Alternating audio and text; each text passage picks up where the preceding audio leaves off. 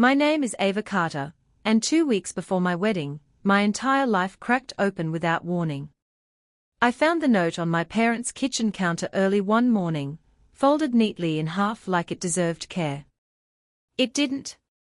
The words were short, cold, and final. Wedding's off.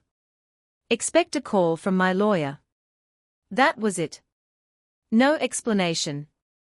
No signature. No apology. Just silence. At first, my brain refused to process it. I stood there staring at the paper, as if it might rearrange itself into something reasonable if I waited long enough. But it didn't. 7 words were enough to erase a year of planning, hope, and trust. I didn't scream. I didn't cry. I didn't even call my fiancé, Ryan Brooks. Instead, I typed one word to my mother, Evelyn Carter. Understood. That was the last calm moment I'd have for a very long time. I'd arrived earlier than usual that morning.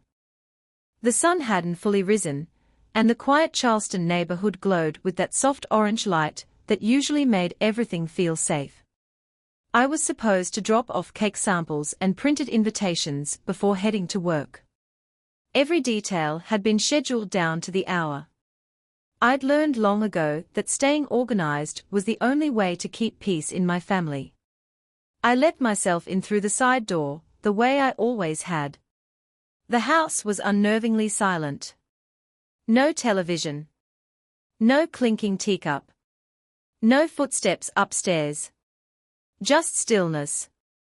That's when I saw the note. It wasn't my mother's handwriting. She wrote in blue ink, rounded and cheerful, like everything was a suggestion instead of a command. This was black ink. Sharp lines. No warmth. My hands went numb as I folded it back and placed it exactly where I'd found it. Then I walked out. The drive home felt unreal. I couldn't hear the engine or the tires against the road. It was like my body had moved on autopilot while my mind stayed behind in that kitchen, staring at those 7 words. I didn't go to work that day. I didn't answer calls. I sat on the edge of my couch, still wearing my shoes, replaying every conversation from the past month. Had I pushed back too hard about the guest list? Was it when I told my sister Mila she couldn't bring a +1 she'd known for 3 weeks? Or when I refused to change the venue after deposits were paid? No. This wasn't impulsive. This was planned. By nightfall, I still hadn't heard from anyone in my family. But then my phone buzzed. It was a message from my cousin Hannah. Hey. I don't think this was meant for me, but it showed up in my email. You should see it. Attached was a screenshot. A group chat titled, Carter Family Wedding Updates. My chest tightened as I scrolled. Same venue. Same vendors. Same guest list. Different bride. My sister Mila. Invoices had been updated. My name replaced. The photographer's timeline now listed Mila Carter and Owen Price. I wasn't just removed. I had been replaced. One message made my vision blur. Mila had written, "At least now the photos will actually be cute." My mother replied with a heart emoji. That was the moment something inside me hardened. I had trusted them with everything. The deposits. The scheduling. The accounts. They said it was easier if they handled it. Easier for who? I realized too late. For them. I opened my laptop and created a folder. I named it, For the Record. Screenshots. Receipts. Emails. Messages. Anything that proved I wasn't imagining this. I wasn't collecting evidence to convince anyone else. I was collecting it to remind myself I wasn't crazy. Because for the first time in my life, I saw the truth clearly. I was never meant to be the bride. I was just a placeholder. And as I stared at the growing folder on my screen, I whispered the words that would quietly change everything: they think I won't fight back. That's the only part they got wrong. I didn't sleep that night. I lay on my couch staring at the ceiling, listening to the hum of the refrigerator and the distant sound of a car passing every few minutes. Every noise felt louder than it should have been, like my senses were working overtime now that my trust had finally shut down. At some point after midnight, I sat up and opened my laptop again. The folder labeled for the record stared back at me, empty except for the screenshots Hannah had sent. That wouldn't be enough. Not if this ever turned into a fight. And deep down, I already knew it would. I started going through my emails. Vendor confirmations. Deposit receipts. Spreadsheets my mother, Evelyn, had insisted on managing to keep things organized. It hadn't felt strange at the time. She'd always liked control disguised as help. I'd learned to accept it as love, because questioning it only caused friction. But now, looking back, every small concession felt like another brick removed from the foundation beneath me. By morning, my coffee had gone cold twice. I hadn't heard from my parents. Not a text. Not a missed call. It was as if I had already been erased. 2 weeks before that note appeared, I'd had my final dress fitting downtown. It was at a boutique my mother had insisted on using, the same one she'd bragged about shopping at back in her day. I remembered feeling uneasy that morning, not because of the dress, but because I suspected she wouldn't show up. She didn't. Instead, my sister Mila did. She arrived late, sunglasses perched on her head, latte in hand, wearing a smile that never quite reached her eyes. "Oh," she said lightly, pretending surprise. "I didn't know you were here today." The boutique owner frowned. "You're not the bride." Mila laughed. "Not today. I was just nearby." She sat down on the velvet bench like she belonged there. I should have told her to leave. I should have listened to the warning buzzing in my chest. But I didn't. I never wanted to be the difficult one. When I stepped out of the fitting room, half laced into my dress, Mila lifted her phone and snapped a photo. "Lighting's amazing in here," she said casually. She didn't ask. The next day, the boutique emailed me. "Final adjustments complete per updated measurements. Order ready for pickup under Mila Carter." I reread it 3 times. They had transferred my dress. My name was gone. The boutique said it was done at the family's request. Family? I didn't reply. I sat at my kitchen table for hours, my fingers wrapped around a mug that grew colder with every minute. Later that night, I opened Instagram without thinking. That's when I saw it. A reel. Perfectly edited. Soft music. Autumn leaves. So happy for Mila. Perfect fall wedding. My stomach dropped. Mila walked down the aisle in my dress. At my venue. With the string quartet I had paid for. My parents beamed. They toasted. They laughed. They hugged her like she was the miracle they'd been waiting for. I wasn't tagged. I wasn't thanked. I wasn't mentioned. It was like I had never existed. The comments rolled in beneath the video. "She's glowing. What a beautiful family. They raised her so well." I stared at the screen until my eyes burned. That night, I finally called Ryan.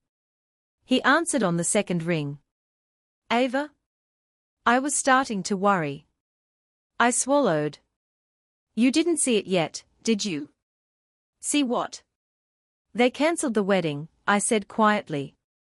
"Not cancelled. They gave it to Mila." There was silence on the line. Then, calmly, "Do you want to sue them?" "Not yet," I said. "But I'm saving everything." Saying it out loud grounded me. Made it real. Ryan didn't push. He just listened, and that was more support than my own family had offered in years. After we hung up, I watched the reel again. Frame by frame. Then came the toast. My mother stood up, glass raised. To the daughter who made this family proud. I paused the video. Not our daughters. Just the daughter. Something clicked then, something painful but clarifying. Mila had always been the one who followed instructions. Who smiled. Who didn't challenge. I had thought I was the problem. The disappointment. But maybe all I ever did wrong was try to live a life they couldn't control. I closed the laptop. They think they erased me, I whispered into the empty room. But I remember everything. And this time, I wasn't going to forget. The apartment felt different after that night.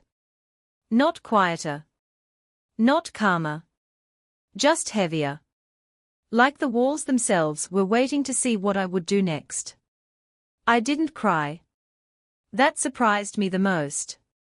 I'd always been the one who cried first, apologized first, softened the blow before anyone else had to feel uncomfortable. But now there were no tears left for the version of myself that believed silence was strength. Instead, I opened a drawer I hadn't touched in over a year. Inside was my old phone, the one with the cracked screen and terrible battery life. I'd stopped using it after my promotion, but I'd never wiped it. Too many memories. Too many half-forgotten moments. I powered it on. It took a minute to wake up, buzzing faintly in my hand like it was reluctant to rejoin the present. I told myself I was looking for something practical, old vendor messages, maybe early receipts, but deep down, I knew what I was really searching for.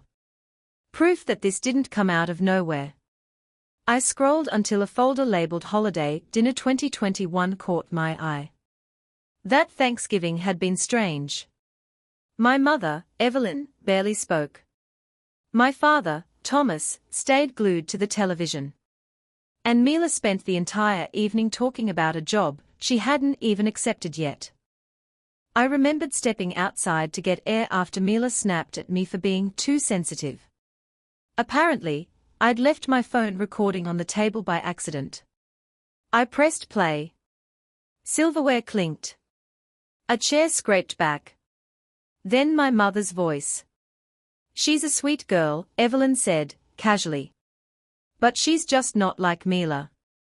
My chest tightened. "Not driven," she continued. "Not special. She's fine." That word hit harder than anything cruel ever could. Fine. Dismissive. Final. I stopped the recording before she could say more. I didn't need to hear it. I'd lived it. I sat there for a long time, staring out the window as kids rode bikes down the street, laughing without a care. For years, I'd thought I was the disappointment. The rebel. The one who made things harder. But now I saw it clearly. I wasn't difficult. I was inconvenient. The memories kept coming, uninvited. Lucas Reed. 6 years ago, he'd been the first man I'd trusted completely. The kind who planned weekend trips and surprised me with second-hand books, because he remembered what I liked. We were supposed to go to Edisto Beach one Friday morning. Instead, I woke up to a message. "Ava, I'm sorry. I can't do this. I think your family was right. I'm not enough." No fight. No explanation. Just silence. For years, I'd blamed myself. Thought he'd fallen out of love. Found someone easier. But now, the words echoed differently. Your family was right. I sat back, the pieces sliding into place with a sickening clarity. I reached for a glass of water, watching condensation trail down the side. I wasn't sad. I was angry. And anger, I was learning, could be useful. I stood and went to the cabinet above the fridge where I kept important documents. Inside were papers my mother had insisted on holding onto just in case. The venue deposit confirmation, paid from my account. The floral invoice, billed through my nonprofit. A neatly folded agreement labeled Budget Organization Plan. I'd signed it without much thought. Now, reading it carefully, I felt my stomach turn. It wasn't a budget guide. It was a contract. Language buried in the fine print authorized financial reassignment for family redistribution purposes. My signature sat neatly at the bottom. They hadn't just cancelled my wedding. They'd legally repositioned my life. I returned to the living room and spread the papers across the table. The realization settled slowly but completely.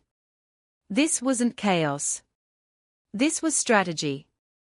They'd erased me so cleanly that even I had started to doubt myself. I opened my laptop and created a new folder. I named it Restitution. Then I drafted an email. To Evelyn Carter, subject, "This ends now." The message was short. "You've taken enough from me.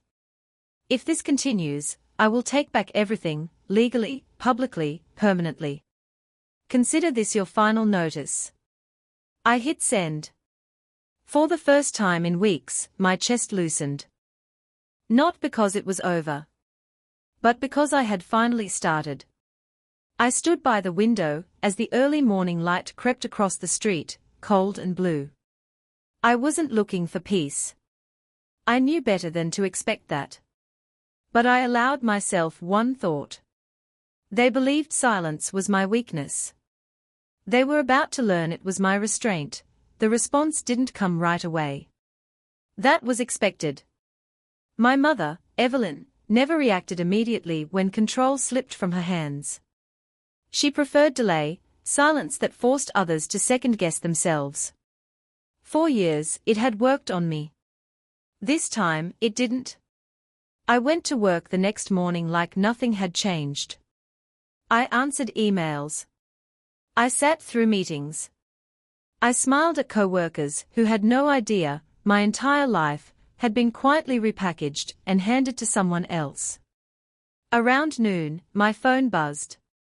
"Evelyn, I don't know what you think you're doing, Ava, but this is inappropriate." I stared at the message, oddly calm. "Me, what's inappropriate is taking what doesn't belong to you." 3 dots appeared. Disappeared. Appeared again. Then silence. At 3:17 p.m., Mila called. I let it ring. She tried again. And again. Finally, a text came through. "Mila, why are you doing this? You're ruining everything. Everything. Not my life. Not my wedding. Everything." I waited until I got home before replying. "Me, you ruined it the moment you said yes." Her response came instantly. "Mila, Mom said you wouldn't even notice. She said you were too busy playing independent to care." I read that line 3 times. Then I laughed, once, sharp and humorless. So that was the story they'd told themselves. That I was detached. Unbothered. That my silence meant permission. I didn't reply. Instead, I called Ryan. "I need a lawyer," I said the moment he picked up. He didn't ask questions. "I'll send you a name." By the end of the week, I was sitting in a quiet office with floor-to-ceiling windows, a legal pad in front of me, and Janet Moore across the desk. She was in her late 40s, hair pulled back, eyes sharp in a way that made me feel instantly safer. She read everything. The contract. The invoices. The screenshots. The reel. She leaned back slowly. "They didn't just overstep," she said. "They exploited trust." "Do I have a case?" I asked. Janet smiled, thin and precise. "You have several." I walked out lighter than I'd felt in months. The first official letter went out the following Tuesday. Cease and desist. Demand for reimbursement. Notice of potential litigation.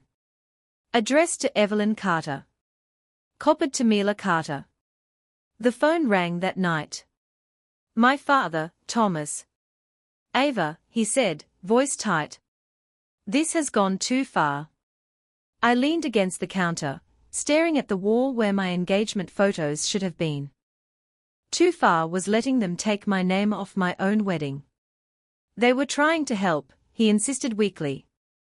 No, I said. They were trying to decide. Silence. Then, quieter, your mother's been crying. I closed my eyes. She cried when I moved out. She cried when I stopped asking for permission. She cried when I got promoted, I said evenly. She'll survive. He didn't argue. 2 days later, the checks started coming in. Venue deposit, returned. Florist, refunded. Catering, partial reimbursement. Not because they wanted to. Because they had to. Mila posted less after that. Her perfect life lost its momentum. The comments shifted. Didn't know it wasn't her wedding. Why is there drama? Something feels off. I didn't comment. I didn't explain. Truth has a way of surfacing without help. On Friday evening, there was a knock at my door. I already knew who it was. Evelyn stood there, coat buttoned wrong, eyes red but dry. She didn't look angry. She looked afraid. We need to talk, she said. I stepped aside. She walked in like a guest for the first time in her life, glancing around, as if trying to understand when she'd lost access. You embarrassed us, she said finally. I met her gaze. You erased me. That's dramatic. No, I replied. That's accurate. She sighed, sitting down heavily. Mila needed this more than you. That was it. That was the truth she'd never meant to say out loud. I nodded slowly. Then you should have paid for it. She looked up sharply. You taught me responsibility, I continued. I'm just applying the lesson. She stood, face hardening again. You think this makes you powerful? I smiled, small but genuine. No. It makes me free. She left without another word. That night, I slept deeply for the first time since the note appeared. Not because everything was fixed. But because for once, nothing was being taken from me anymore.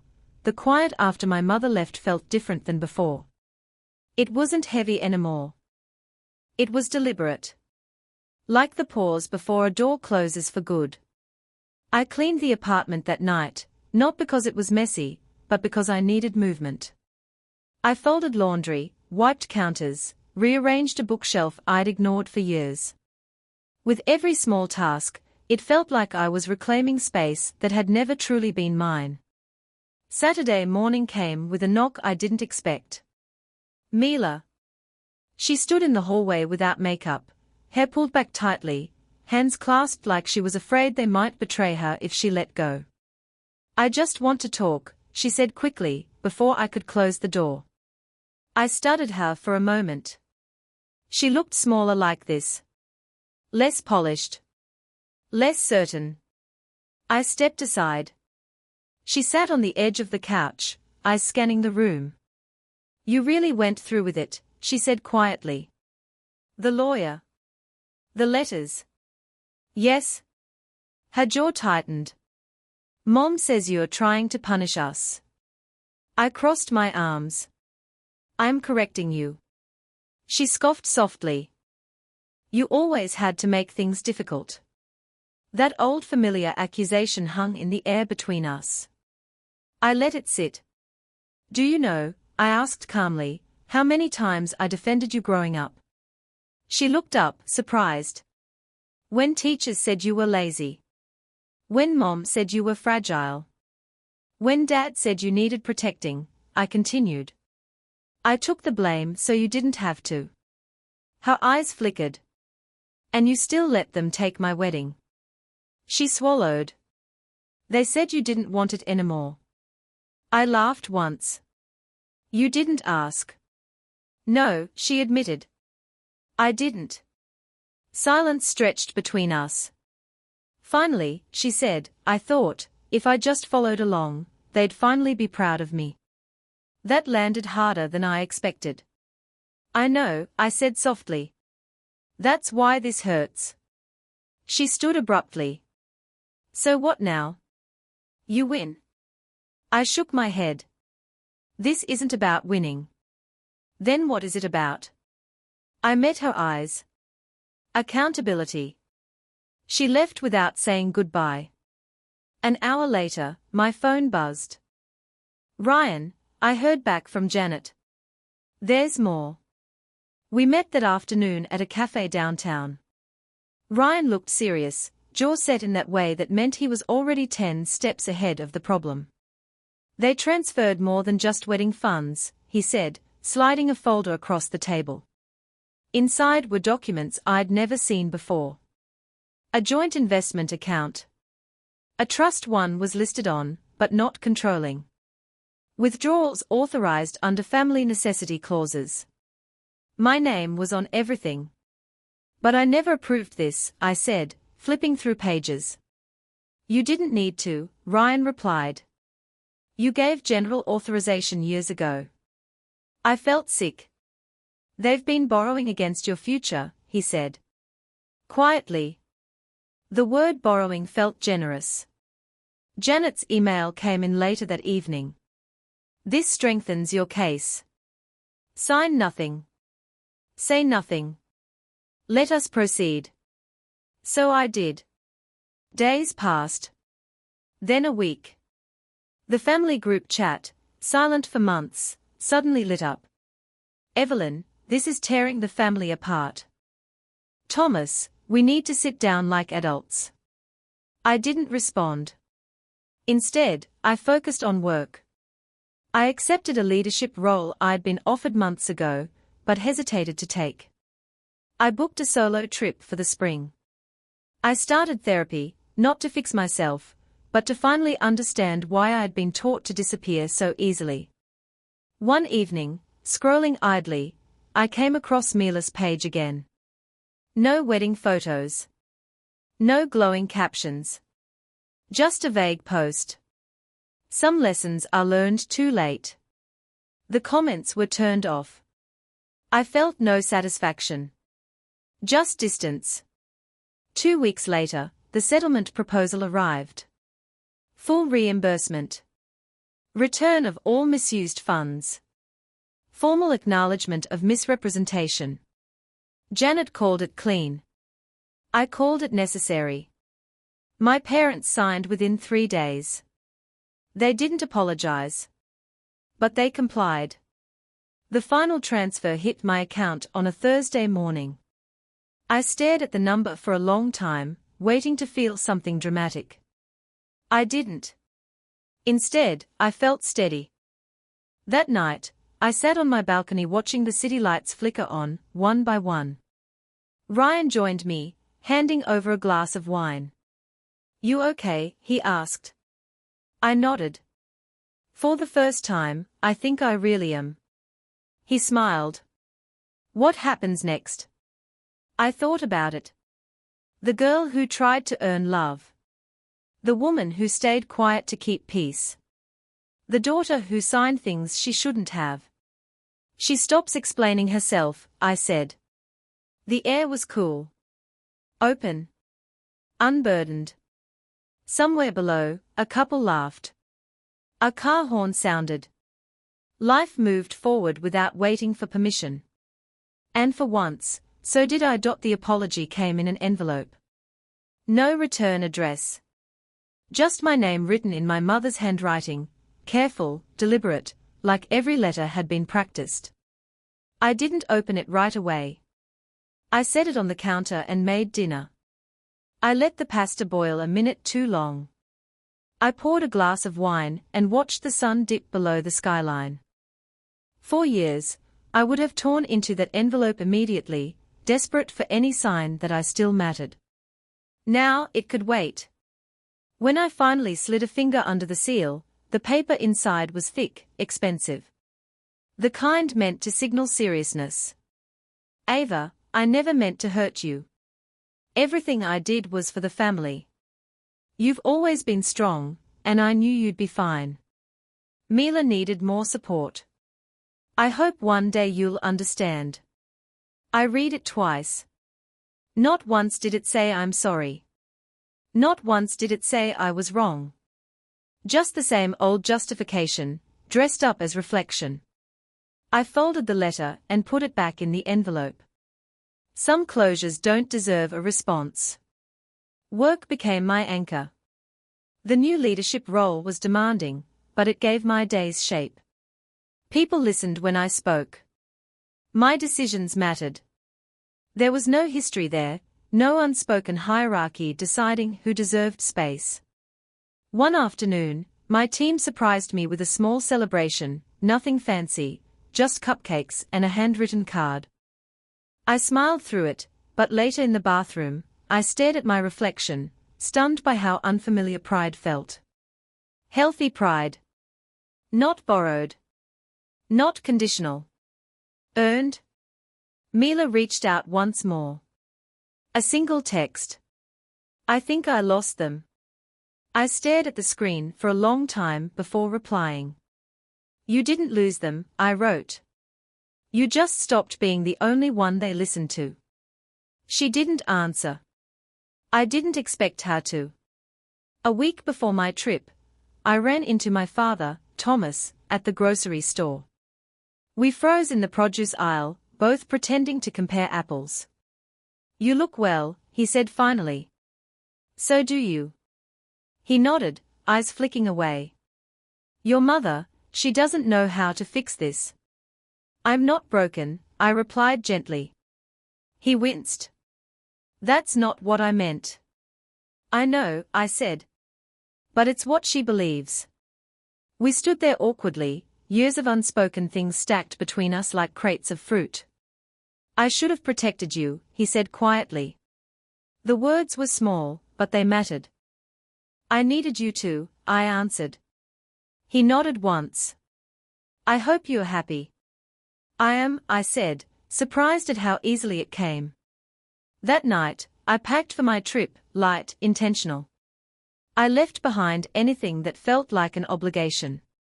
When the plane took off days later, I pressed my forehead to the window and watched the city shrink beneath me. I didn't feel like I was running. I felt like I was choosing. On the third day of the trip, sitting alone on a quiet beach, my phone buzzed. A notification. Mila Carter updated her status. I didn't open it. Instead, I watched the waves roll in and out, steady and indifferent. For the first time, my life felt like it belonged to me, not to family expectations, not to roles I never volunteered for. That evening, I wrote in my journal. I don't owe anyone access to my peace. The words felt permanent. When I returned home, there was another message waiting from Janet. Everything is finalized. You're free. Free. The word echoed. I stood in my apartment, now fully my own, and took a deep breath. There would always be history. Always be scars. But scars meant survival. And survival meant choice. I chose myself. The first thing I did after everything was finalized was change my locks. Not because I expected anyone to show up unannounced, but because the sound of new keys clicking into place felt symbolic. Final. Mine. I stood in the hallway for a moment, listening to the quiet. No tension. No waiting for the other shoe to drop. Just space. Life didn't transform overnight into something cinematic. There were no dramatic reconciliations or tearful apologies. What changed instead was subtler and more powerful. I stopped bracing. Weeks passed. Then months. I built routines that belonged only to me. Morning walks without headphones. Cooking meals I actually enjoyed instead of rushing through them. saying no without rehearsing an explanation first. At work, I thrived. The leadership role grew into something I'd never imagined. I was invited into rooms where decisions were made, not as an afterthought, but as a voice that mattered. One afternoon, my director pulled me aside. "You don't shrink anymore," she said. I smiled. I learned how not to. My parents didn't reach out again. And for the first time, that didn't feel like abandonment. It felt like acceptance. Mila and I existed in separate orbits. We didn't block each other. We didn't reconnect. Occasionally, I'd see her name in passing, an article she shared, a comment she liked. She looked quieter now. Not unhappy. Just real. I hoped, someday, she'd learn what it meant to want something for herself instead of being chosen for it. Ryan remained steady through all of it. One evening, months later, as we sat on my balcony watching the city settle into night, he asked, "Do you ever miss them?" I thought about it. "I miss who I thought they were," I said. "Not who they chose to be." He nodded like he understood. I didn't attend family holidays that year. Instead, I hosted a small dinner with friends, people who showed up without obligation. We laughed too loudly. We talked too late. No one kept score. When the clock struck midnight, I realized something quietly astonishing. I felt safe. Truly safe. Not because nothing could hurt me, but because I trusted myself to survive it. On a rainy afternoon the following spring, I received one final message from my mother. "I hope you're well. No guilt. No manipulation. No demands." I stared at it for a long moment. Then I typed back, "I am." And that was the truth. Later that day, I packed away the last box labeled "for the record." I didn't delete it. I didn't need to. It existed as proof, not of what was taken from me, but of what I reclaimed. The girl who stayed quiet to be loved was gone. In her place stood a woman who understood something simple and unshakable: love that requires erasure isn't love at all. That evening, as the sun dipped low and painted the walls gold, I unlocked my door, stepped inside, and closed it behind me. Not to keep anyone out, but to protect everything I had built within. And for the first time in my life, that was enough.